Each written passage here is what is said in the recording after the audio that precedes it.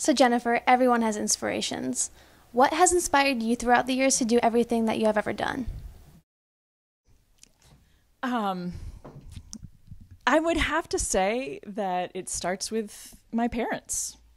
And maybe that's what everyone expects you to say, but truly, my parents taught me a lot of things about life and about appreciating things and making the most of things, and that life is an adventure, and that life is really, I don't know, complex and interesting. And we, our family vacations, we always went somewhere in a car, in the car together, and we might have been camping, but we were going places as opposed to just staying home.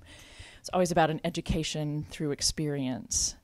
And so I think of that kind of an element as being a part of my story over the 2 decades or so that I've left, that I haven't been at home, that all along the way, it's been about using the gifts that I have, using what I'm good at, what I'm interested in, which at the heart of things is about education. It's about helping others to get to a better place in their own lives through being more informed, and taking a bite out of life, making the most of it.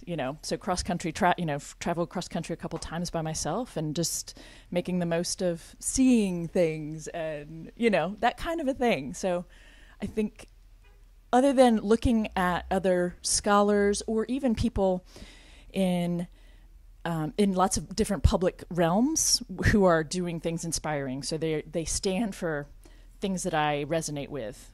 So I guess part of part of what I was getting at is, I think I get inspiration from a lot of places, but I think the foundational thing about invest your life well, I think that really does come from, my parents. Thanks, Mom and Dad. We found these people to be your literary inspirations: Bart Ehrman, John Dominic Crossan, and Elaine Pagels. Was there anything in particular about these scholars? Yes, there is. Absolutely. The 3 of them are religious studies scholars. 2 specifically are biblical studies scholars. And what I appreciate about them is that they have all worked pretty hard to try to make some of these academic ideas accessible to a more general public. So there's kind of a conversation that takes place in higher education in terms of the role of faculty and the role of academia, and, who is it for? Is it for other academics, or is it for the people? And I think most people agree that education is for everyone, but it can be very difficult to take the academic speak, if you know what I mean, and make it something that someone on the bus could understand, sitting next to you on the bus could understand. And I think they've done a really good job of bridging that gap between academia and the general public. So yeah, that's why they are kind of my role models. Yeah. What sparked you to want to write these pieces of literature?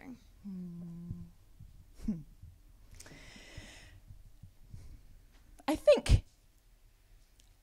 feel like I'm somewhat touching on the same ideas over and over in a sense, but as a woman growing up in the church, and I have a decent set of skills in terms of leadership ability. I'm very comfortable in front of people. I'm very comfortable, speaking, teaching, leading, all kinds of things that are usually a part of a leadership position.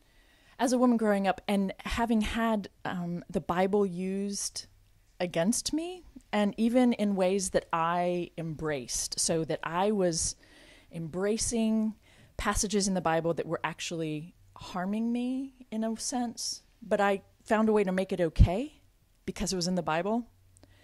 That kind of a scenario is part of what drives me, knowing that there are other women doing the same thing. And it isn't that I think you should believe what I do. That's not my agenda. My agenda is about educating people, because I have found a great deal of freedom in this kind of an education.